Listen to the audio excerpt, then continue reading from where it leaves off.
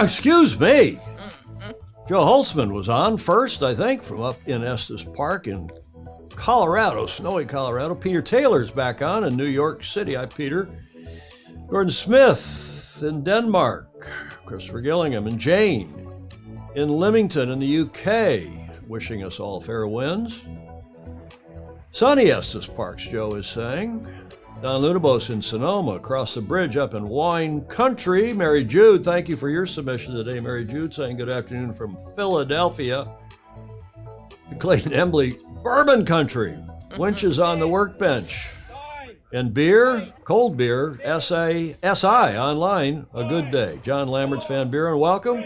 And we'll get this one off the dock.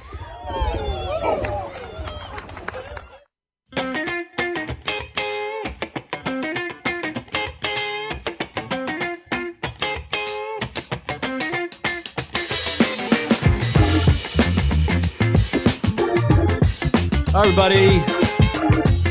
Welcome to show number 590, only 10 to 600, Julia. Yes. Are we going to do anything special for 600? I'm sure we are, but who knows what it's yet. Well, you got to figure that out. Yep. My co-host, the Commodore of the Beach Street Yacht Club. My landlady, I have to be nice to her. I can get kicked out of my apartment here, and we're in Studio B as usual at the Beach Street Yacht Club in beautiful San Francisco.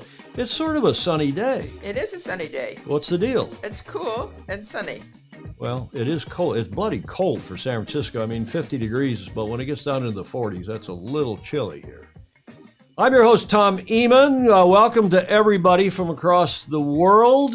Thank you for joining us. We got a very interesting, I don't think it's a long show today, but a very interesting show, and I hope you will enjoy it half as much as I enjoyed putting it together, Julia. Yes. So let's carry on here. The pre-start, same slide, from Tirana, as you all up there would say, from the Tirana Island Sailing Club up in Cal. Oh, Julia's phone is on. Uh-oh. Texted by a boyfriend there, aren't you? I wish. We're in the pre-start, and just the sad news. You know, here in the States, we got the balloon, the bloody spy balloon. We got the State of the Union address tonight and other things, other distractions. And I don't think any of us really appreciate how bad this earthquake is and has been in Turkey and Syria. So I ran to Sky News and grabbed this report just to update all of us on how horrific this situation is. Have a look. Struck overnight on the East Anatolian fault line that runs through southern Turkey. And at 7.8 on the magnitude scale, is by far the largest in the region in living memory. This map shows the worst of the shaking in red, tracing the fault line as it runs close to the city of Gaziantep. But the power of the quake meant it affected hundreds of other cities and towns in the region. See here where orange and yellow lines show significant shaking in Syria, and tremors felt as far as Cyprus. Then there are aftershocks. Shown here in orange are the typical quakes, diminishing in magnitude and frequency along the fault line over the morning. But what makes this event so unusual is that 9 hours after the initial quake, a huge 7.5 magnitude aftershock, almost as strong as the first, happened here 100 kilometers to the north in Kahramanmaraş province. As well as being violent, both the initial quake and that aftershock were relatively shallow in the Earth's crust, 18 and 10 kilometers deep respectively. The closer to the surface, the more damage a quake will cause.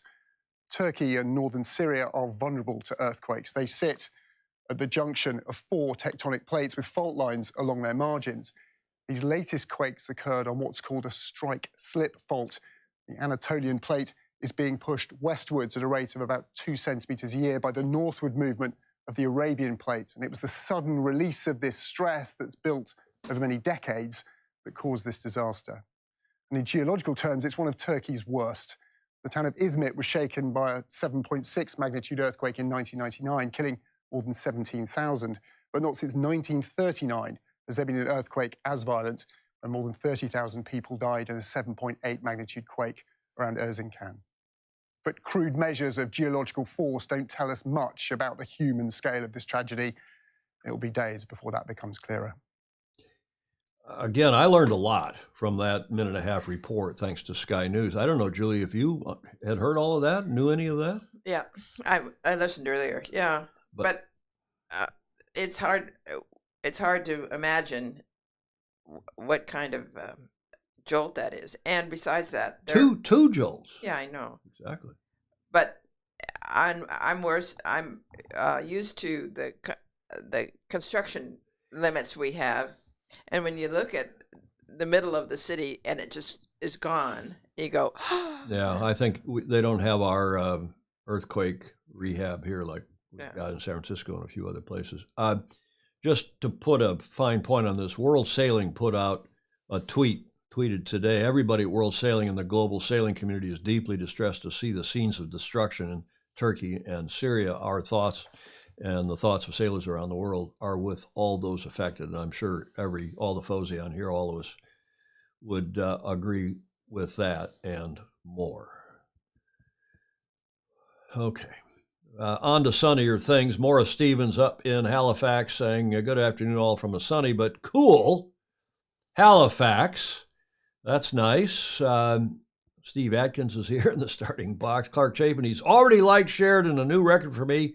Sunny and 45 degrees in Michigan, so it's warmed up there. Thierry de Jong down in SoCal. Ken Saban, who's got the bloody COVID, Julia. Oh, no. Ken has COVID. He's having a bit of a struggle. I've texted with him back and forth. He's here. Well, not all of me. Hello, everyone. He's in Toledo, Ohio. Another one of our friends, Bill the Cook, has our good friend from Annapolis. I don't know if he's been on the show, but a good naval architect, engineer, bright guy. He's got it. His whole family got it, and then he got it finally. So the COVID is still around. Be careful, everybody. Be careful. Another comment from Clark Gordon Smith. Very classy scarf, Julia. Thank you very much. As she was getting ready, I shouted up today, did I not? You did. And said, you better have a scarf on or we'll be criticized. Hashtag, where's the scarf? I know. I always get that. Fritz Muller's in Miami. Mueller auf Deutsch. Daniel Gruen in Augsburg, Germany. Speaking of Deutschland. Hello, Tom. Looking forward to the show. Daniel, thanks for all of your submissions. My mother, Janice F. Davis, my beloved mother. I made it. Awake for a change. Love the scarf. You've worn that scarf any number of times. I think she may be speaking about a different scarf. I think she's talking about that one. Oh, you think the one you sent her? Or are we telling her what you sent her for your birthday? Oh, she has it. So you sent her a scarf for her birthday. Yeah. Okay, she better take a picture of it. Put it on, take a picture, and send it to us so we can use it here on the show. James Bland, Drury and drizzle in Texas. Boy, they had some ice storms and power. Luckily, James didn't lose his power. Alan Long in the Texas Hill Country.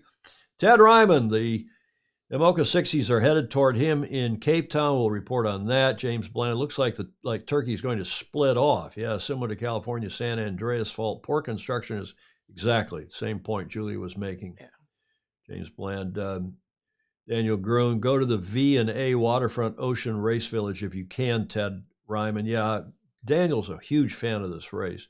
I hope everyone sends as much help as possible, Stingray saying about Turkey, no doubt. Andrew McIrvin, Mr. Dr. Andrew McIrvin saying, sorry, Ken, that about his COVID situation. And I just, apropos that, Julie, I know that they gave him Z-Pack. You know, I think he's my age, closing in on, he's mid-60s, I think Ken is. Very active, still working and carrying on, building boats and so on. But I think they gave him Z-Pack because he's having a bit of a struggle. Andrew McIrvin, very fine scarf, Julia. Is it an Hermes? It's not. I would like to say that it is, but it's not. It tries to be reminiscent of. It sure looks nice. Jim Wade, hi, Jim, long time. And you're right, Julia. My mother's saying it's a most exquisite scarf. I think she's talking about the one you sent her for her birthday, my beloved mother, whose birthday we celebrated on here a couple of weeks ago. Yep. She turned 89. Okay, enough of all that. Do you know what day it is today here in the U.S.? I sort of made this up. You know what day it is? It's USA Day, according to the Daily Mirror. It must have been Beatles visit. It was. The 7th of February is known as Beatles Day, informally. It's not a formal federal bank holiday. Beatles Day in the USA. You could have used this for this day in history, but I have something else. Beatles Day in the USA, 1964. The Daily Mirror. Yeah. Goodbye, Britain. Hello, New York. The Fab Four showed up, and even they were amazed at their reception. McCartney saying, "We thought, wow, God, we have really made it," when they had 5,000 screaming fans at the airport alone, and then all the way into town and outside their hotel, and etc. On the 7th of February 1964, the Beatles arrived in the United States for their first appearance on national television.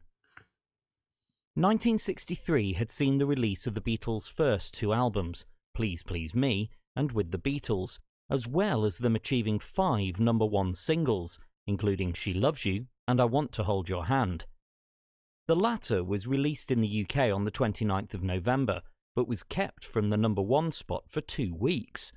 This was due to a resurgence in the popularity of She Loves You, following the media storm that kick-started Beatlemania.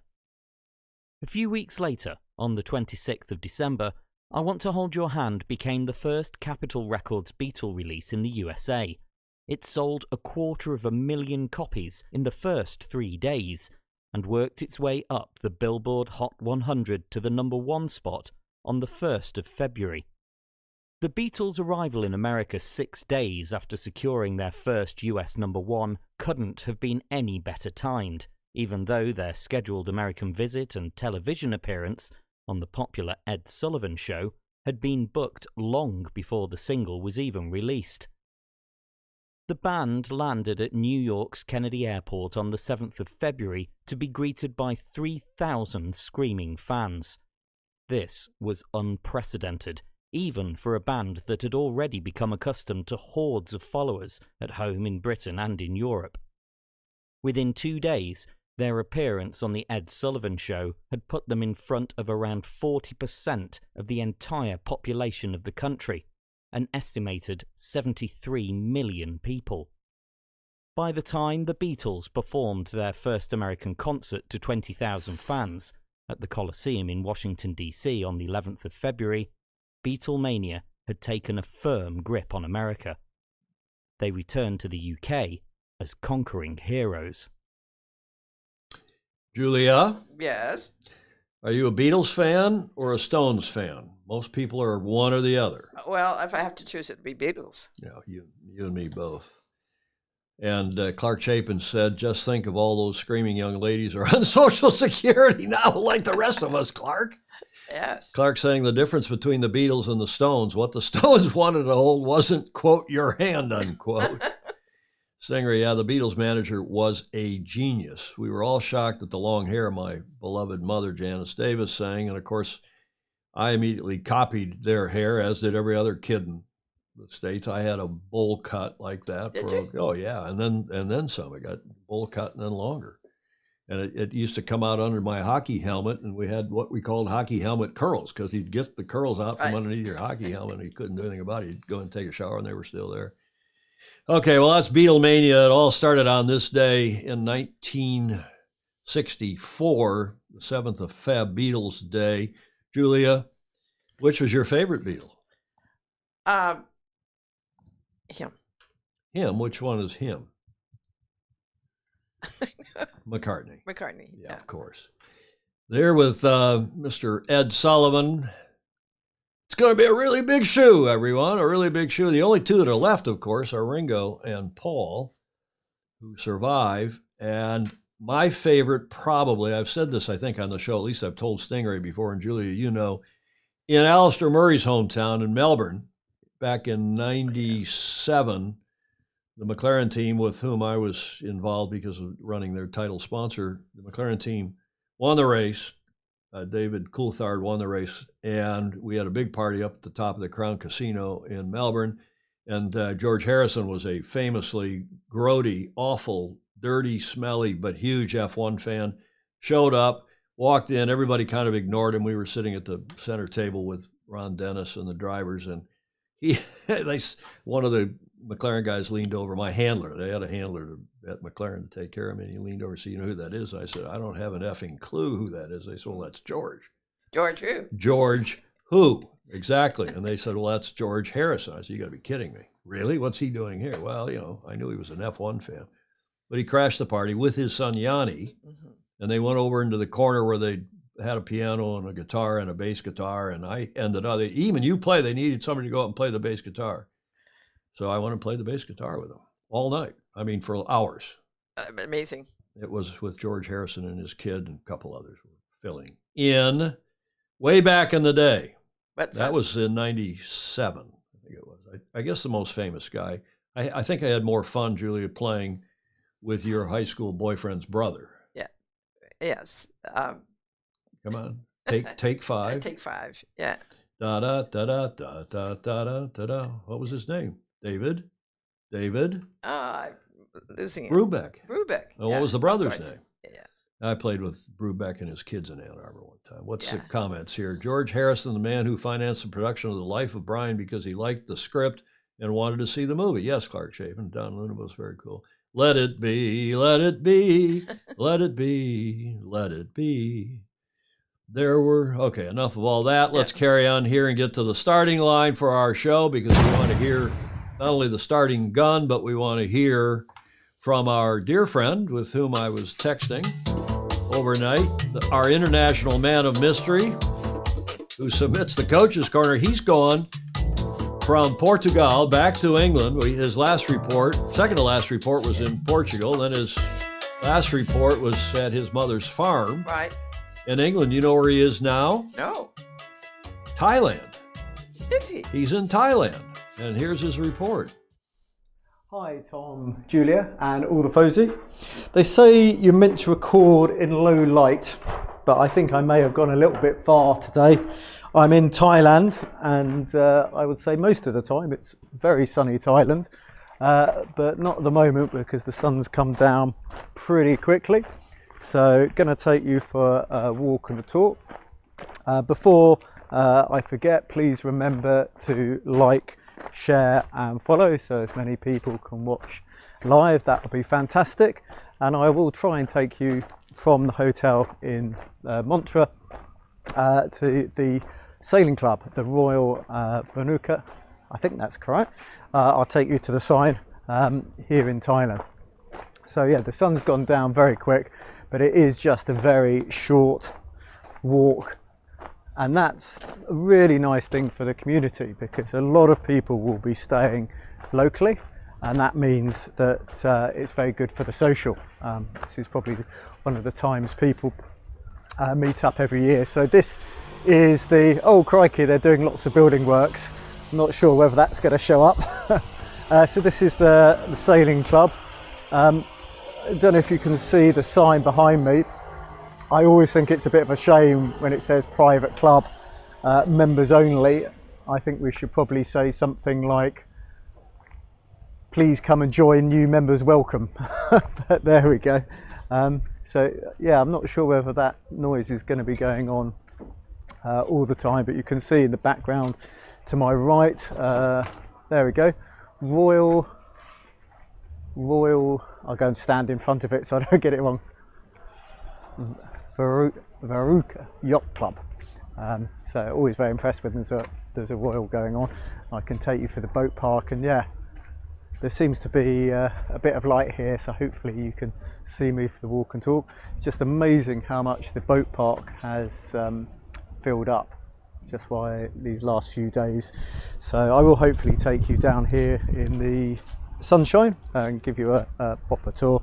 But I suddenly realised with the time difference it may be getting on for John's bedtime, but it's very early in the morning in the States, and if I leave it any longer then miss the show. So today we're carrying on growing, and I'm going to take you down to the beach, and after that hopefully the sound will still be okay. I'm trying to remember where I left my furry friend, but we were talking about options, and one of the things is there's always options. I think these days the financial consideration, it's quite windy here, it's quite windy here, so I have to run away to keep the voice quality. But that's the slipway here.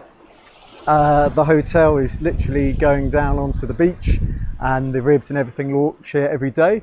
Looks like it's going to be onshore breeze, so it could be good fun launching. But if I haven't worked out how to do it by now, I guess I'm never going to work out how to do it. Boat Park is gradually getting full, and I was going to talk to you about O for options, because the point is there's always options, whether it's to work longer hours, or do fewer regattas, or take more rest, or to team up with other people to meet shared goals. Oh crikey, they're obviously doing a lot of work getting ready for the championship. So it's really important to be honest with yourself what those options are, and that's going to bring us to our final point, which I will be talking about on the next show. But you need to be honest with yourself about what the options are, what the best options are, and that's whether you're going to like them or not. But yeah, I think I should probably be careful walking around, because there's a good chance with the composite masks, which are black, if somebody's left it sticking out, I might walk straight into it. That will no doubt increase the number of views. So should probably have given a better explanation for where I am, even if I can't say the sailing club name. This is the Masters World Championships. Hello, you can enter at 30, which seems quite young to me. Indeed, we have one of the current Olympic campaigners from Lithuania is doing the event, as you know, part of her Olympic campaign, and it's probably more social than perhaps the normal worlds would be, but I can assure you it's no less competitive. So I'll be measuring in the coming days and try and give you a bit of feedback about the racing. But for now, I'm going to leave you with that final thought about thinking, what are your options to help you achieve your goals given your current reality? Remember, he's doing GROW, G-R-O, and O is for options, and we'll find out what W is, I suppose, on Friday. What's it? But the Royal Varuna Yacht Club, thank you, John, thanks for that report. And I have done a little research into the Royal Varuna. We've actually covered some things on this Thai Yacht Club, and I see that Commodore John McNeil here, Staff Commodore of St. Francis Yacht Club, I spoke with John this morning. I called him, Julie, because this club, the Royal Varuna, is a member of the ICOYC, the International Council of Yacht Clubs, which is, you were the concierge for the ICOYC meeting here. You dealt with all those clubs from around the world, including my favorite club, the Stad Yacht Club. We had the Commodore and the general manager over here to the Beach Street Yacht Club and traded burgees, didn't we? Indeed we did. In fact, I'm thinking about going up here and putting these burgees on proper flag, the 2-foot little flag poles with the mounts, and put them around the perimeter of the room here. And if we were to do that, we could put flags of all the, not only, the FOSI yacht clubs. You could send us your burgees with a 12-inch hoist, so we could stick them around here and have a proper flag room, burgee room here at the Beach Street Yacht Club. What do you think of that? We could. And more than just your national flags, somebody's going to send you, Graham Sweeney's going to send you a Scottish flag, I think. So anyway, I digress. This is a terrific yacht club, and I put some slides together with the help of John McNeil this morning. Pole is called a pig stick. Commodore McNeil is always correcting me. He is, of course, right. This is a Thai club, member of the International Council of Yacht Clubs, which are the top 30 or so clubs around the world. THA is the Olympic code. I had to look that up this morning. I asked John McNeil if he knew if it was THI or THA. He didn't know, so I had to go look.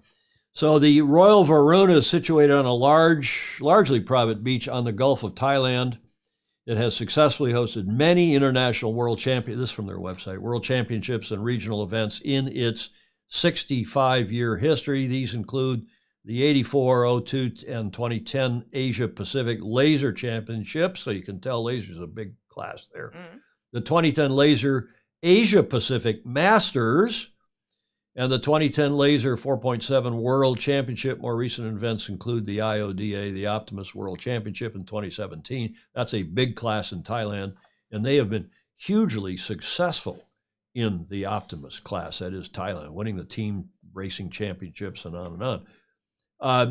They hosted the Worlds in 2017, the Dart, which is a catamaran 18 World Championship in 2019, and the Optimist Asian and Oceanian Championship 2021. Now, for those of you who are geographically challenged, that's the Gulf of Thailand. You can see there, I've got the pin here, drop the pin on where the Royal Varuna Yacht Club is, Cambodia, Vietnam, down the Malaysian Peninsula, down to Singapore, of course, down in the equator's down here, and it's hot and it's steamiest. They have much more breeze in Thailand. It's a nicer sailing area than down in Malaysia and Singapore, but they have a rainy season, and they are just on the Gulf of Thailand, as I said, just southeast of Bangkok, an hour or so, a couple hour drive, I guess. It's even that far. It's a terrific club with a great sailing and yacht racing tradition of Lowly's now many years. The Royal, John Emmett, the Royal Varuna, Varunas, especially the lasers. And tomorrow begins the ILCA, the laser, formerly laser, the ILCA, International Laser Class Association 6 and 7 Masters Worlds. And yes, I do believe John is in fact racing. So he gets to race for the next week or so. And we'll follow his progress and cheer him on. Julie, I just wanted to also say, apropos John's comment at the start, which I thought was was really good. I too hate these signs that say private club, keep out. Yeah. You know, we got armed guards and dogs. They don't quite say that, but you know what I mean. I mean, it's a little much. Why don't we have friendlier signs out front, especially in these days when clubs are, most of them, not all, but most are trying to, recruit members, right? It's a problem. What are you saying? You don't agree? No. What would you say? Well, because too many people invite themselves in, and it causes problems. Okay, so private club, members only. Yeah. But if you're interested, come on in and ask about joining. Okay? You don't agree? I live in San Francisco. Well, let's forget about San Francisco. Forget about if we had that sign down at St. Francis Yacht Club, we'd have every homeless person, yes, every crouton, and yes. Okay, I hear you. But generally speaking, how do the rest of you feel? Ted Ryman saying trespassers will be harpooned.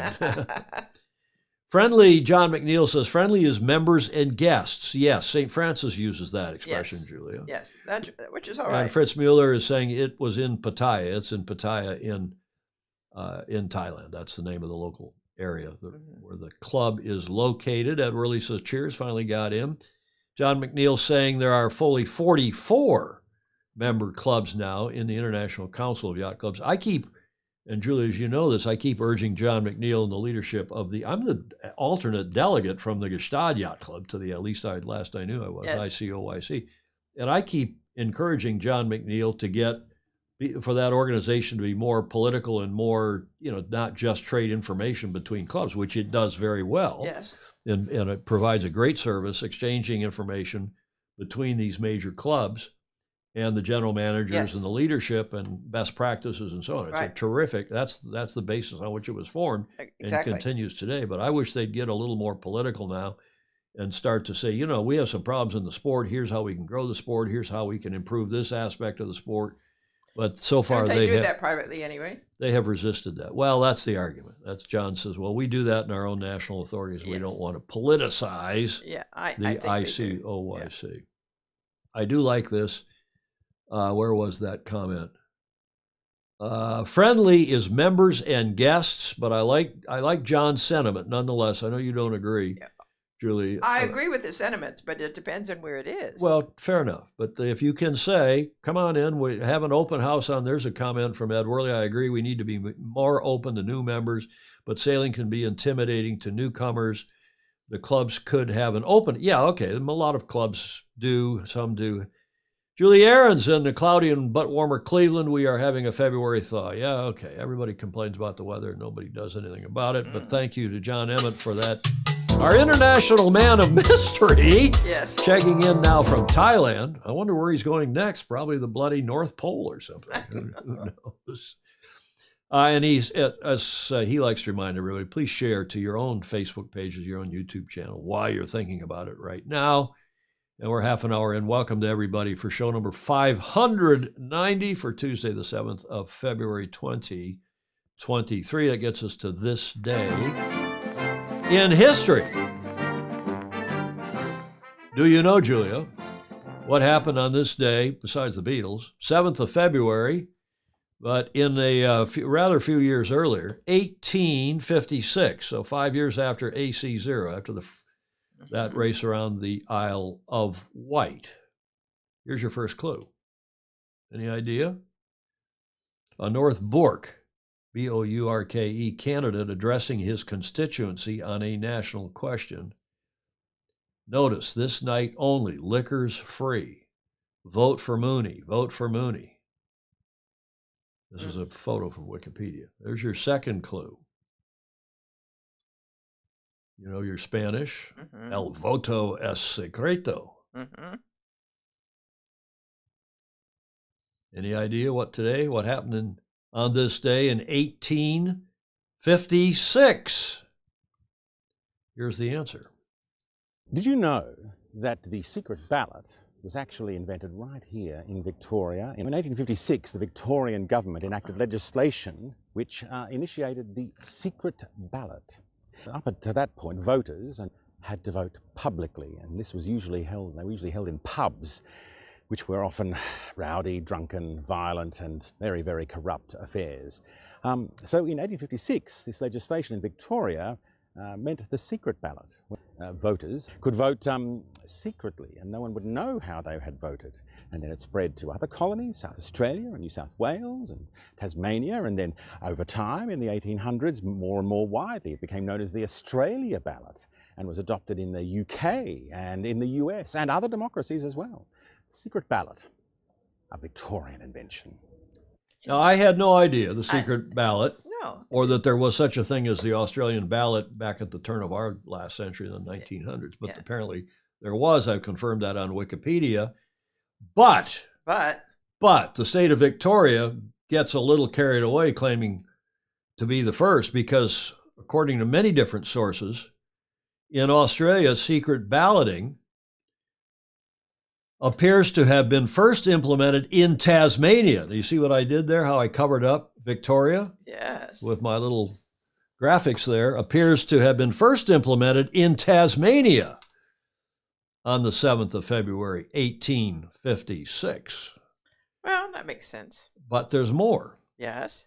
Australia also, and this in South Australia, according to the National Museum of Australia, they invented the ballot that you put an X in the box next to the candidate's name. Now, do you know why that was significant? Because so many people couldn't sign. Well, people had, a lot of people didn't read in those days Right. even. It's hard to believe. But apparently the ballots had a list of names on it when they got to the secret balloting, finally. And you had to cross out the names of the people you didn't like, you didn't want to vote for, and leave the one that you did vote for. And that was confusing for people. Yes. So this ballot in South Australia, it made a small but important change. Instead of deleting the names of the candidates they didn't want, the voters marked an X beside the name of the candidates they wanted to vote for. This system, which became known as the Australian ballot, was so impressive that it was adopted by Britain in 1872 and the U.S. after 1884. I had no idea. In fact, here is an image from Wikipedia, I think. That's maybe from on this day. Secret ballots being used in New York City in 1890, but it was on this day in 1856 that not Victoria, but colonial Tasmanian Parliament passes the first piece of legislation, the Electoral Act of 1856, anywhere in the world, providing for elections by way of a secret ballot. This day in history, 7 Feb 1856. Now, okay, back in the Greek days, in the Roman, even they had some back and forth between, you had to vote in public, you had to go into the forum and say, I vote for this person. Everybody knew, and you were intimidated, or you were, persecuted afterwards if you voted for the wrong person. And then they went to secret balloting, and then they didn't. But the first big legislative act was apparently on this day, Julia. Well, I didn't know that. That's nice to know. This is now Voting Illustrated. Don't be accused. Let's get to the kind of the main story of today, which is what's going on in the ocean race. And as you know, they're on this leg 2 from Cabo Verde down to see Ted Ryman, I like to say. And here is the race report from today, February 7th.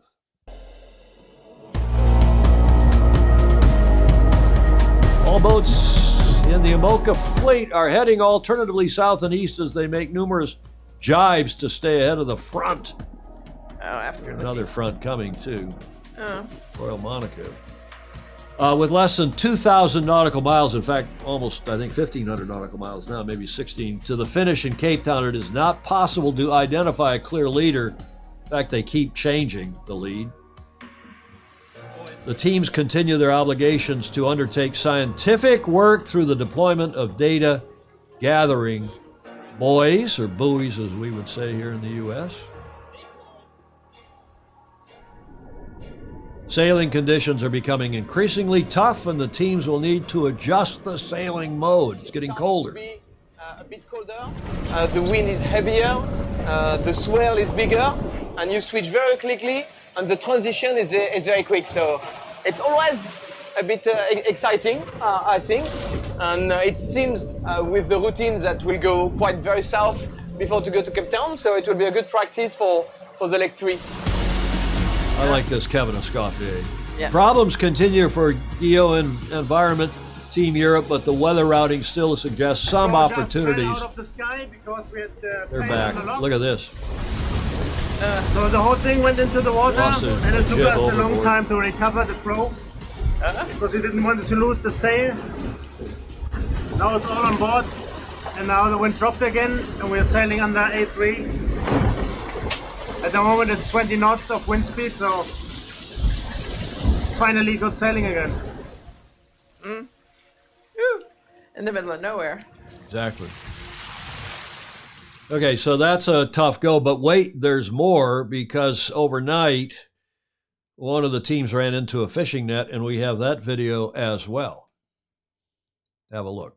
What's the problem? Team Malizia. We have something in the foil. Big rope fishing net.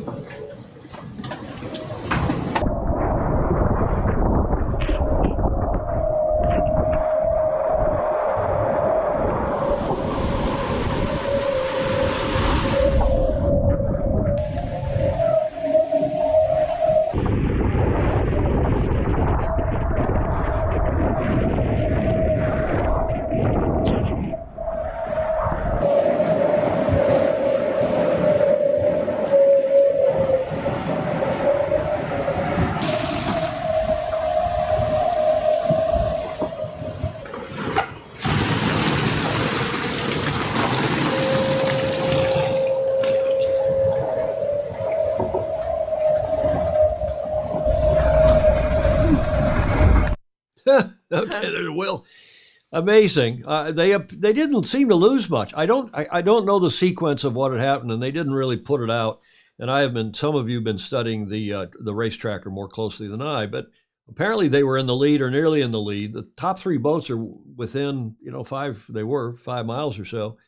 11th Hour Racing, I think, as of when I last looked an hour and a half ago, maybe 2 hours ago, was in the lead, and I could pull the tracker up, but let's not do that. You all can go look at the tracker if you're seriously interested. But they didn't, Malizia, when that was a fishing net, when they hooked that fishing net, they didn't lose much. Talking with Daniel Grun and a couple others, it's amazing that they did not lose much. And Stingray's saying it's amazing these videos are getting so cutting edge. Yeah, the audio wasn't 100%, but bloody hell. But it added to the drama. It sure did. And it's tough. Alan Long saying it always happens at night. Chris actually joining. Hi, Chris. Pedro Filing Sailor, of course, is from Sydney. He's saying about the voting, he's saying, don't let the truth get in the way of a good story. Tasmania? Question mark. Oh, God. Mm-hmm. Okay, well, in any event, they are headed for Cape Town. They should be there, I think, more or less this Sunday is the latest ETA. I haven't studied. Anybody wants to go on and check the tracker and put it in the comments, that would be appreciated, I'm sure. Headed to the beautiful city of Cape Town, and Ted Ryman, no doubt. In fact, Ted may go down and give us a video report from the race village. This is a start of leg 3 some time ago. I think 4 years, maybe even been 8 years ago. We weren't quite sure when this photo was taken. It may have been one of the inshore races, but obviously Cape Town, that's is that Tabletop Mountain? What do you call it? Table Mountain?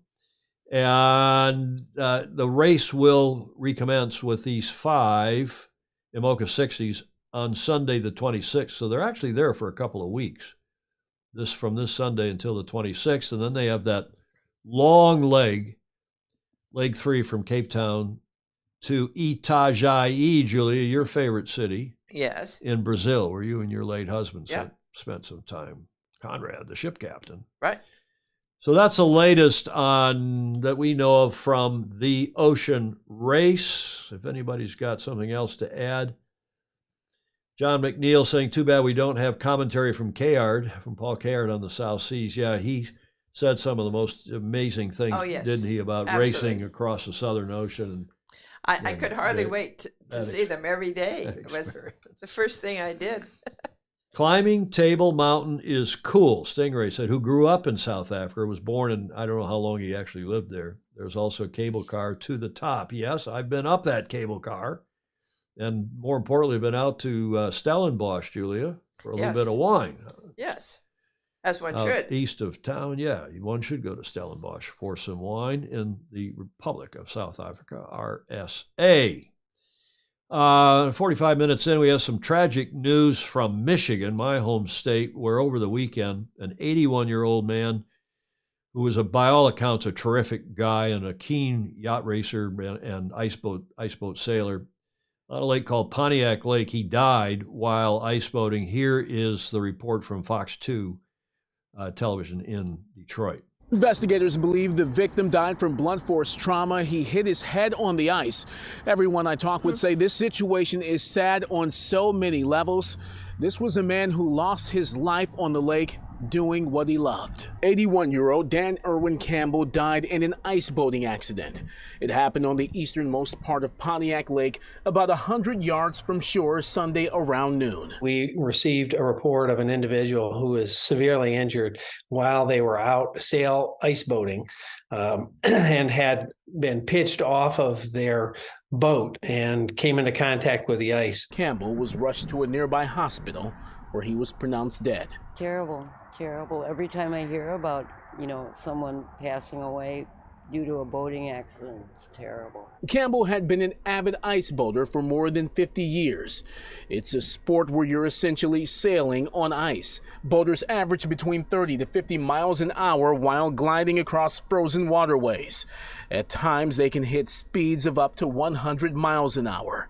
Boaters scout lake conditions at least a week before taking to the ice and say safety is their top priority. Even though this man had prepared, he had a helmet and a face shield. When you're traveling at high speeds, when you strike something, it can be very traumatic. Bouchard says it's unclear just how fast Campbell was going. You've been ice sailing before, too. What is that like? Cold, fast, much faster than the water. We skate out here, and we pass all the time and say hi. Raquel Bacon lives off of Pontiac Lake and would often see Campbell sailing. It's sad and it's hard to believe. I mean, you don't imagine that happening. And he's experienced. I mean, I've seen him plenty of times. It's not like this was his first run around. Now, the investigation is still underway, but I spoke briefly with Campbell's son, who believes a strong gust of wind hit his father's boat, causing it to capsize. Campbell's family will remember him as a dedicated husband, father, and grandfather, a man who was energetic and independent at 81 years old. I'm Randy Wembley, Fox 2 News. Yeah, it's a really sad story because I didn't know the gentleman, but those who did say, like these people on the video just said, he was a terrific guy, strong, fit. Julie, he was only a couple years younger than you, and he's out there running around on an ice boat, and apparently he loved to go up on, two runners and sail fast, and he was a very safe, very fit, very cautious ice boater by all accounts. I'll tell you in a minute with whom I spoke this morning at some length. Probably the most famous ice boater in the world. In fact, a guy called Ron Cherry will tell you about him. But this is really a surprise. And John McNeil, yes, he did apparently have a helmet on, and you wear a face shield because you got goggles or a shield. This happened on what's called Pontiac Lake, which is northwest of Detroit, where that pin has been dropped, and you can see Julie Aarons over there in Cleveland. You can see where she's from in Cleveland, and Clark Chapin there out between Livonia and Ann Arbor. That's where he is on our Fozy over in Chicago. And also, I should point out here, we get to a little more close-up map. Let me go back because I like to identify these areas. On Toledo, this is where our friend Ken Sabin is from. Down here, it's about 45 minutes south of Ann Arbor on US 23, Detroit. But there's a lot, look at this, there's a lot of lakes because when the glacier retreated 10,000 plus years ago, it's easier to see, I think, on this chart, but see all those little blue lakes?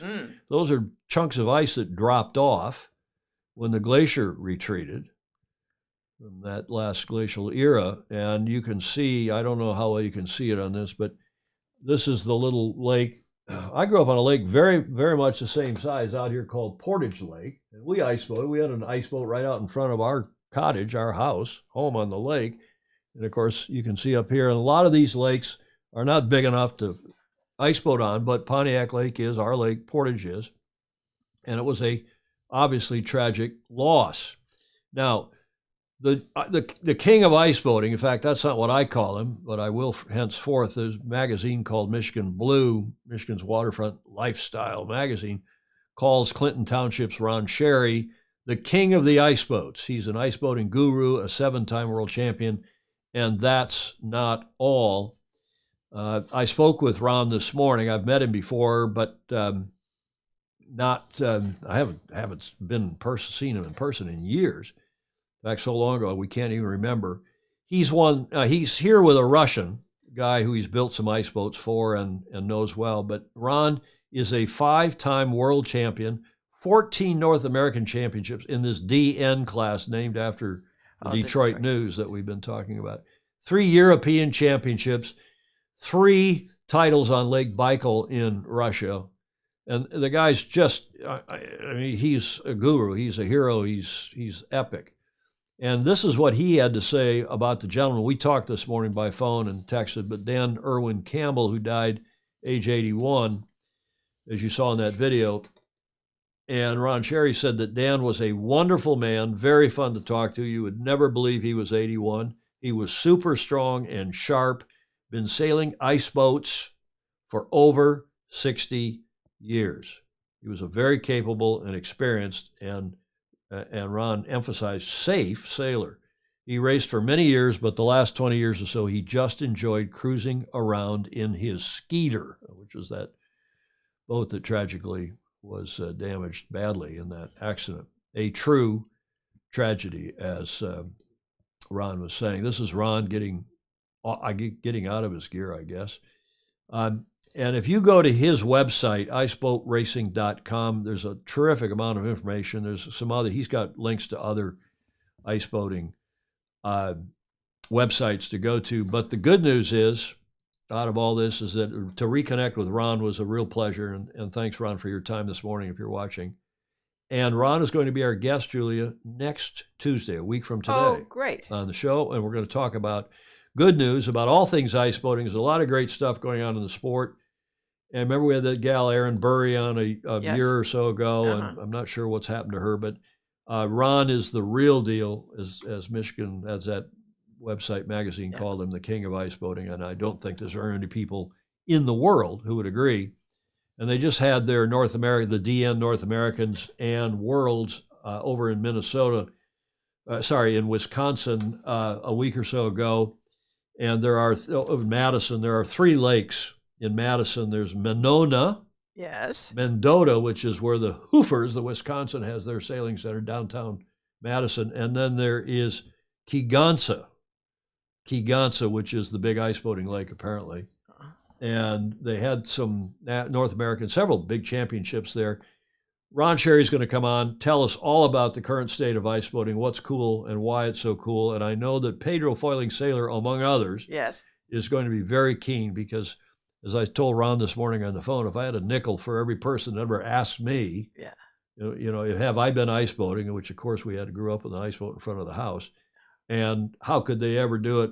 This is your man. If Peter Stevenson, if you contact Ron on his website, iceboatracing.com, and try to get through wherever they are in the world, because they check the conditions, they do a survey, they do a recce, and then they send an email out to the list, and they don't know until Thursday necessarily where they're going to sail that weekend. Because they don't know the ice conditions. Exactly. So it's cool stuff, and I'm delighted to have Ron on the show next Tuesday, a week from today, which will be show number 592. Julia, as we close it's closer on 600. Yes. America's Cup, just a quickie here. We haven't given a lot of attention to we've shown some of their onshore videos, but I thought we should show, as by way of an AC-37 Cup date, the latest from Ineos, Britannia, Sir Ben Steen, because Sir Ben's actually going sailing. Finally, let's have a look. Ben Ainsley, skipper of the Ineos Britannia team. It's been a little while since we've seen you here. Had to have a chat with you. You were here, I think, last week for some sailing. Is it good to be back? And how have you found T6 now? Yeah, it's a little bit cold today, but we had a good day out on the water. I made the best of the conditions and ticked off everything on our list and got a top speed for the yacht. So yeah, it was a good day out. Can you tell us what that top speed was? I wish I could, Justin, but it was good. The boat was going well, and it was, like I say, good to tick everything off the testing list. And it was a tricky day out there, quite a lot of cloud action, a bit of rain around, so it felt like we got the best of the day. It was pretty breezy at times, also seemed to be quite fluky and gusty. Does that make it more difficult for you? I guess it does. Can you talk about that a little bit? Well, it's hard when you're trying to test and the wind's changing around quite a lot. Fortunately for us, we were doing the kind of testing where it didn't actually, the accuracy of the wind didn't matter too much. It was more to do with how the foils were reacting to different speeds and pitches. You probably saw we were messing around with that quite a lot. And so tomorrow we've got some steadier breeze, so maybe we'll get into a different type of testing. We saw the boat sailing with the bow up, stern down. Is that what you're talking about? Yeah, exactly. Just trying different pitch sweeps with different board angles and so on to really give the design engineers the best idea of how those foils are performing, and then that relates into how you go out and design your race foils. You've been away for a little while from the project. Everything's been rolling along quite nicely here. I'm sure you've been getting daily or even hourly updates. How impressed are you with what's gone on here while you've been away? Yeah, I think Giles and the team here and Jeff on the shore side have been doing a really good job getting the best out of the boat. We've got a lot going on with the campaign back in Brackley, which is where our design team is based, and a lot of other stuff going on across the organisation. So we're very busy at the moment, but really starting to make some good strides forwards. You seem to have done less sailing than the other teams in terms of number of days. Is that a problem for you? Is that a worry? Or are you pretty much on schedule? Yeah, I mean, we were obviously later than we wanted to be getting the boat going, and you know, we talked about that. But now it feels like we're getting some really good hours under our belt. We're certainly ticking out a lot of those testing items that we wanted to, and we're getting ourselves back on the schedule. So I think we're going to see that with all other teams have moments where, you know, something isn't, you know, they have an issue or not getting great conditions. And that will come and go as we go through the next 18 months. Final question. I'm sure you've been keeping an eye on the other teams. Is there anybody who's particularly impressed you, or any thoughts on the other teams? I think they've all been impressive, actually. Yeah. Obviously got different setups, but you know, I've been really impressed with the other teams, and great to see the French team announced. I'm sure they're going to be competitive with, you know, what sounds like a Kiwi design package. So it's looking like it's going to be a real tough battle for Barcelona in 18 months. All right, Ben, I'll let you go and get warm. Thanks for talking to us. Cheers. Consummate gentleman. Mm-hmm. Consummate diplomat. Mm-hmm. I think everybody looks good, and even the French are going to be fine with a Kiwi 2 generations ago design package. Come on, Ben. Why don't I change the slide here, Julia? That video ended in black. I don't know. Ken Saban, thank you. Yeah, Ken's really cheesed. He's jazzed up that we're going to have his friend, Ron Sherry, on the show. And that will be good. Daniel Gruen, not a big fan, it looks like, of Sir Ben Ainslie and the chances for that team. Back and forth. Anything else of significance? Yeah, talking John Lamberts Van Buren, who's done some ice boating, probably in the Netherlands. Mind you, we idiots go ice boating when the ice is 2 inches, 50 millimeters thin. Very small margin for error. Duck swimming is a real good indicator that it's time to. I love that comment. To turn the corner. Speaking of turning the corner, Julia, that gets us to the last leg. Less than an hour into the show, so that's good. The last leg. I still love this picture. Yes. I think of Morris Stevens every time we see this boat. And this gentleman from inside the games, this gentleman, his name is Felix Cienra. He was the oldest Olympian. He died a week or so ago, I think on the 30th of January, at age 107 as the oldest Olympian then, and he was a yachtsman, a sailor. The world's oldest Olympian, Uruguayan sailor Felix Fructuoso Cienra Castellanos has died at the age of 107. He had celebrated his birthday only 10 days ago. He served as vice president of the Uruguayan Olympic Committee and was commodore of the Yacht Club of Uruguay. I wonder, John McNeil, if that's a member of the ICOYC.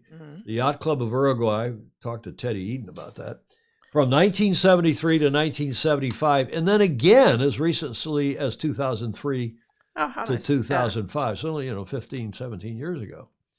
Yes. And he died so he would have been almost 90 if he died at 107.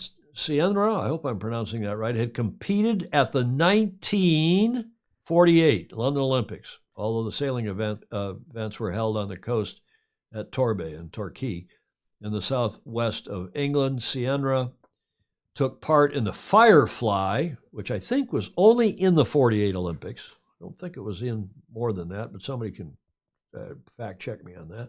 With his best performance coming in the second race of the series when he placed second, but he finished overall 6th. The gold medal was won by who else? Legendary Danish sailor Paul Elfstrom. Yeah. I had to dip in here and have a look at the Firefly. It's an Uffa Fox design, 1940, I think, 6.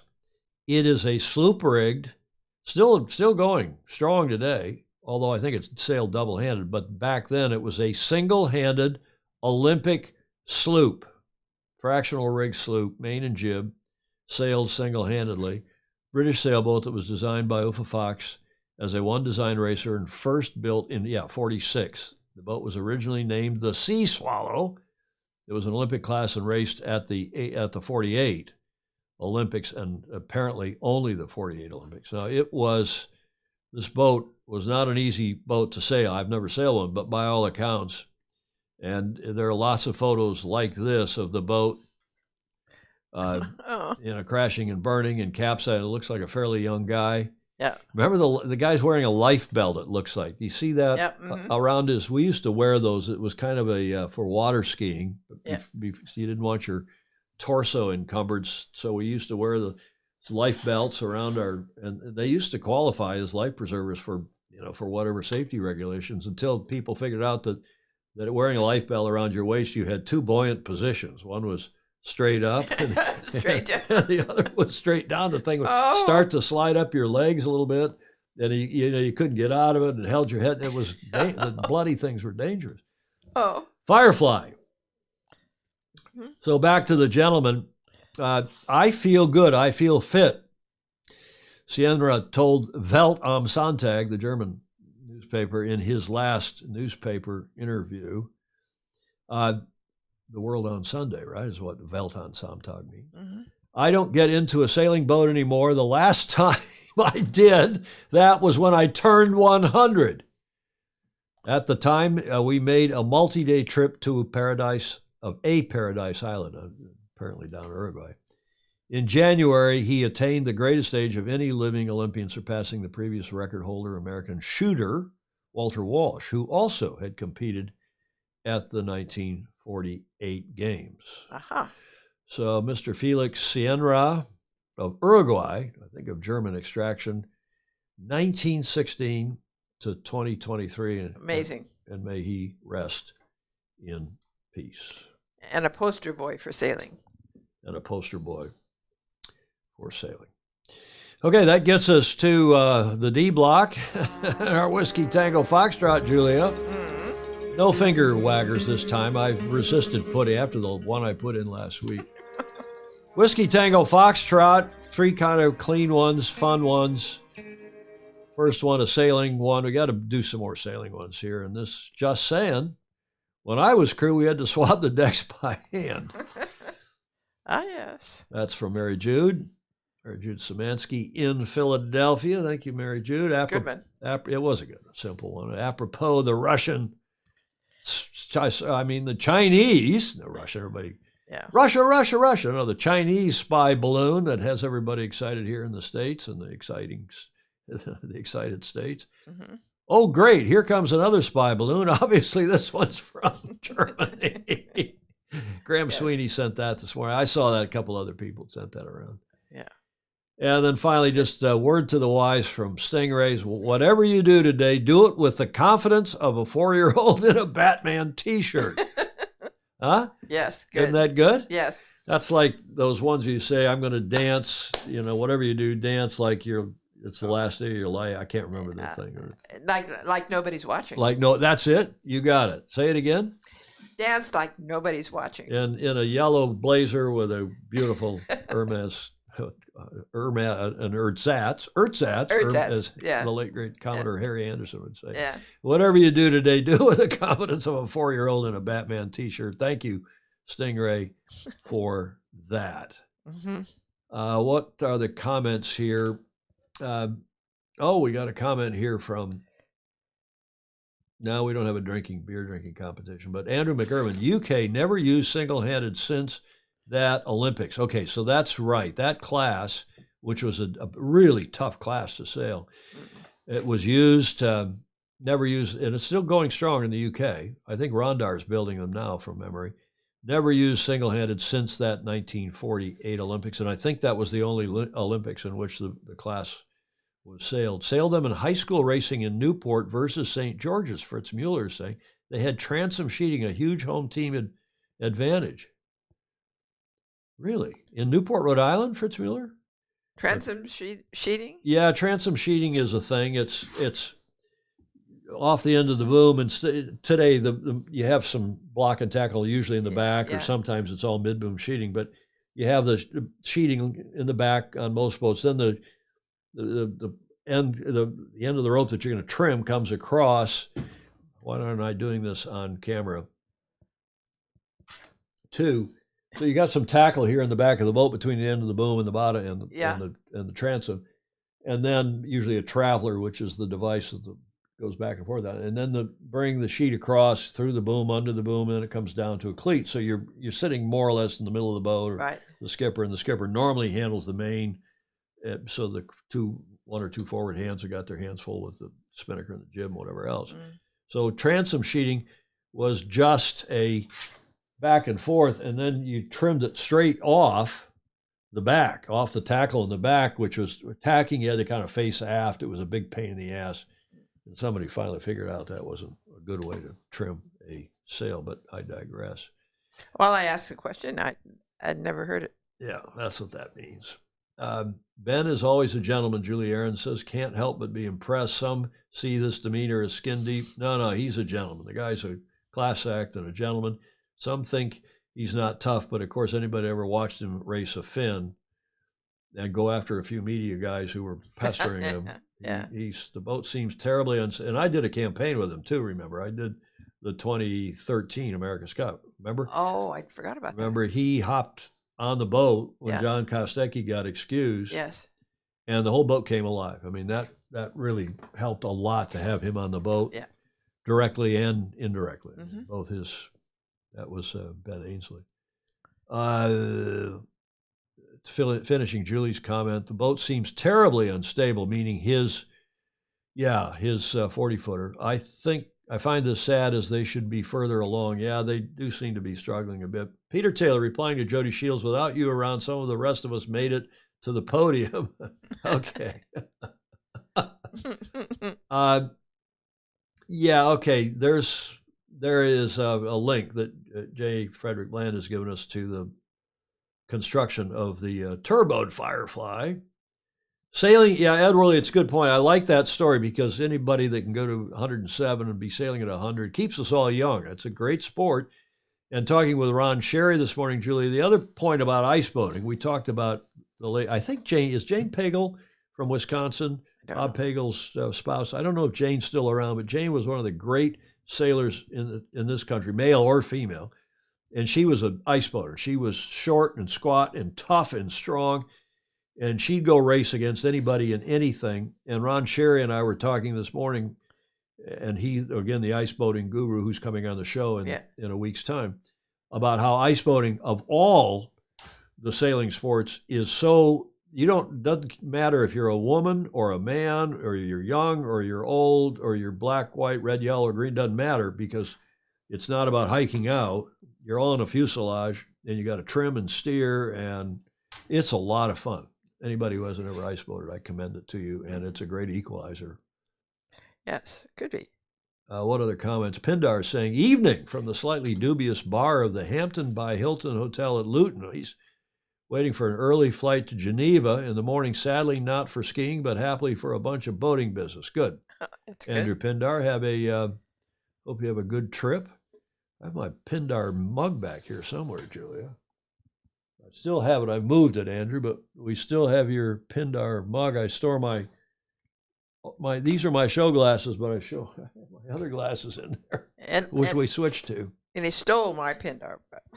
I stole your Pindar. Well, I broke my other Pindar mug. Oh, that's what it is. I broke it. It knocked off the table in the back and broke the little thing off, so I stole your Pindar mug. It was just sitting up there on your bar. You weren't using it. It was just decoration. A couple other comments, and then we'll wrap this. Biden is a disaster. He should have shut that thing down, meaning the balloon, shot that balloon down earlier, Daniel Grun is saying. I'm not a big fan of Biden's, but just to talk about that for a minute, I don't know what was going on. We'll find out in due course, but apparently these things have come over before. They're at 60,000 feet, and they don't really know that they're there sometimes. And whenever they figured it out, it was finally there. To say, okay, now what are we going to do? It takes a decision, the analysis paralysis. They finally decide to shoot it down. Then they say, well, the thing's got, it's got a size of a regional jet underneath it, or three city buses of equipment under it. And if we shoot it down, where's it going to go? And if it falls on some poor farmer in Montana or worse, and and now you're going to blow the debris all over the place. And if it lands in Alaska or Montana, you're going to have every souvenir hunter out there grabbing pieces instead of, the military being there to collect it and then send it to the FBI at Quantico and analyze it. So, these guys, I'm sure they know all sorts of stuff about it that we don't know and we'll probably never know. So I'm not going to sit here and second guess whether they shot it down or should have shot it down or when they shot it down. But the thing that bugs me, Daniel Gruen, about that and about everything our federal government does, and probably most of your, I don't know why people aren't transparent, why they don't say, look, here's what we know, here's what we did, here's why we did it, instead of the story being this one day, Julia, and then the next day it being something else. Yes. And then the next day it being something else yet again. Oh, it happened during the Trump administration. Oh, they all knew about it. And then, it didn't happen during the Trump administration. Or maybe it did and nobody knew about it. We only found out till later. Excuse me. That bugs the hell out of me. Some more comments here. Fritz Mueller saying that it was St. George's. They had fireflies in Newport, Rhode Island when he was sailing, Fritz Mueller was saying, for Tabor Academy. I know. Fritz Mueller is also saying he took his mom sailing last Friday on her 99th birthday. Good for him. Fritz did that. Well done. I took my late great grandmother, who lived to be 99, on her 90th birthday. Took her in a Flying Scot for a little sail around our lake. She was still in pretty good shape. Not sure I could have done it on her 99. Don Lunabo saying, I've been as a gentleman. Graham Sweeney, Firefly was originally cold molded plywood, and a method taken for making mosquito fighter bombers in World War II. Boy, you bunch of smart people on here. I say this all the time. You learn something new every show. Don Lunabos, I believe he is a knight, not a gentleman. Sir Ben Ainsley. My beloved mother, you could identify Jane Pagel as a sailor just watching her walk. Yeah, my mother was a big fan of Jane Pagel's, and apparently Jane's still alive. Clark Chapin says she's 89, same age as your mom. Now one on its way to Julia. I wonder. A mug. Pindar sending you a mug, Julia. Thank you. That's very nice. Please don't make this sailing politics with a sailing problem. I agree, Steve Gruber. We don't. Smith is saying my Pindar mug is my morning tea mug. How nice. Clark, I agree. What if the missile misses and comes down to Earth with the warhead armed? Yeah, and apparently you can't just go up there and shoot it down with bullets. Again, the planes can only fly. The F-22, which had its first aerial combat score, can only fly to 55,000 feet or so, and this balloon was at 65,000 feet. Is that so? I didn't read that. Yeah, they had to go up and at an angle and shoot up. And now the other problem is the warhead is what? What are these warheads? The Sidewinder and other missiles. What seeking? Heat-seeking missiles. Now, you think that balloon up there at 60,000 feet is and hot? It's cold. Yeah. And the stuff under it's cold. So the military had to do some planning and some figure out they had to position boats out in the ocean so when they did splash it they could go gather the stuff up. Yeah. That doesn't it doesn't happen overnight. Okay, we don't. It's just interesting because. And Joe Holtzman saying, yeah, it also had explosives on it. Well, maybe it did. And who knows, as our friend Alfredo Partible said, Julia, maybe it had COVID, vials of COVID or some other terrible, you just don't know. So I'm not going to second guess these guys. I just wish they'd be transparent and say, if they don't know, we don't know. Politics, Fritz Mueller, I totally agree, are all about diversionary tactics. Transparency keeps the kooks quiet. Yes, exactly. Good point. Yeah. And if they'd say, here's the deal, and okay. Jane is 91. J. Frederick Bland is saying, Jane Pagel. So glad she's still around. Well, maybe we ought to get her on the show if she's in good shape. The Russians were pretty transparent in, what was that, in 62? When did they take Gary Powers down in his U-2 spy plane? Okay, politics. Everybody wants to talk about it. What did you miss? Hello, welcome home, Jonathan Frank. You must have been piloting a 777 someplace. The whole thing may have been a little blown out. Balloon, what's that? Another one of Stingray's puns. No British will never win the AC. Daniel Gruen's down on the Brits. It is. Andrew McIrvin, yes, Ferry Marine perfected hot molded plywood for aeroplanes and then with many boat designs. What else? They have radar missile, which can be directed from the cockpit. Yes, Jonathan Frank, but there were some problems with that as well. I heard the name of the pilot on the thing was something. Okay, Stingray, some young guy. Something Wong. No, we're not going to make any ethnic jokes about the balloon. Moths had 150 entries in 3 hours. That's impressive, Jody Shields is saying. You know, I'll say too, apropos Ron Sherry and the DN Nationals and the North Americans, or the North Americans and the Worlds, which they had in Wisconsin, and Ron's going to talk about this. They had something like 105 DNs, these That's ice incredible. boats. They're old too, aren't they? Yeah, the 30s. Clark Chapin will look it up or remember it, but the DN's been around for a long time. Yeah. It was like an Optimist. We've talked about this before. I remember the boat. But you could build yeah. them in the garage because they were hard chined. You could have plywood and bang, bang, and it was a lot of hard angles, so you didn't have to cold mold, which is the roller right that the guys, bouncing around here on the camera. There's another video, thanks Fritz Mueller, about the making fireflies back in the day. Handle fell off my Pindar mug in transit. Luckily, he kindly sent two. Well, mine didn't fall off. Mine broke when I knocked it on the floor. A Canadian weather balloon took thousands of rounds to shoot. Well, that's right, Gordon Smith. You shooting it down with, you got to, apparently the missile, I don't even know if the missile hit it. I had to be watching live on the TV. Fox was carrying it, and I was watching the Fox report, trying to preparing the show today. This is on, Saturday? Yeah. And they may have not even hit it. The missile may have exploded. Yes. Below it to blow it up. They may have been self-destructed. Well, I don't think it was self-destructed. Balloon reports, Jay Frederick is saying, balloon reports are greatly inflated. Boy, everybody wants to talk about it. What type of cloth was used in the balloon? Clayton Embley's asking. I need a heavy weather mainsail. Okay, like the fin and OK Dinghy, carbon fiber masts have kept the design current. Good point. And the same with the laser now. Clark Chapin coming back to DN origin. Quote, the first ice boat of this type was designed and built in the winter of 30, so it was in the 30s, 36, 37.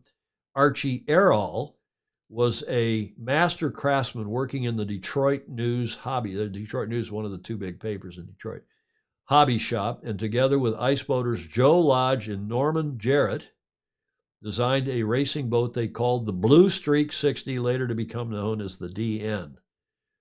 I wonder why DN 60. Did it have 60 square feet of sail? Must have had more than that. Who knows? Well, the comments are rolling in here.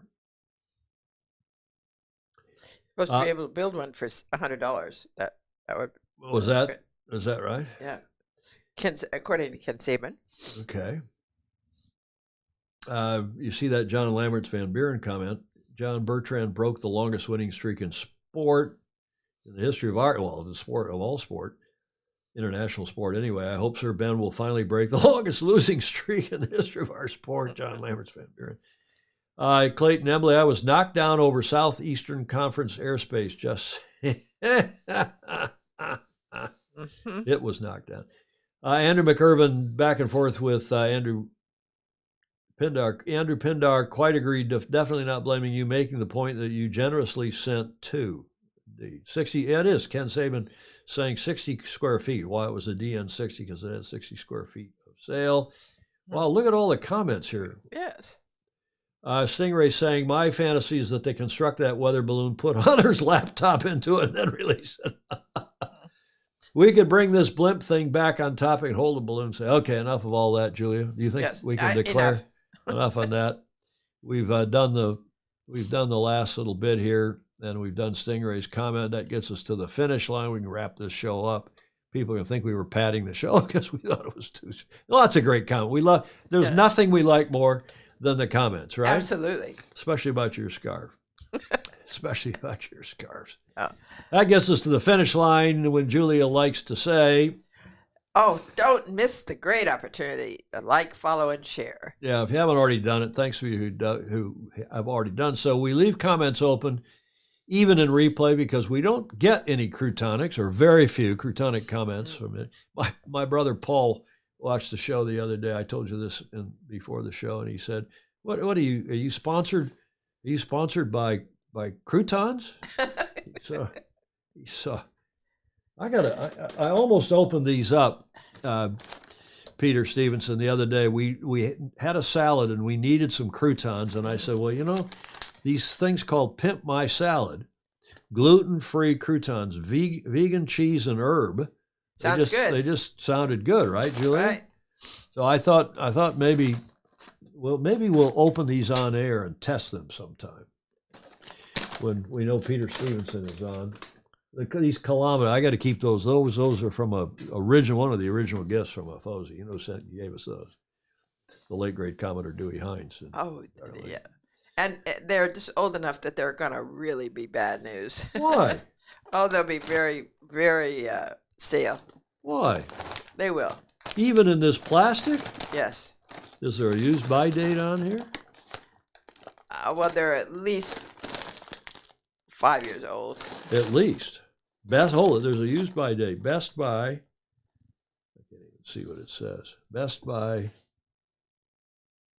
Oh yeah, 19.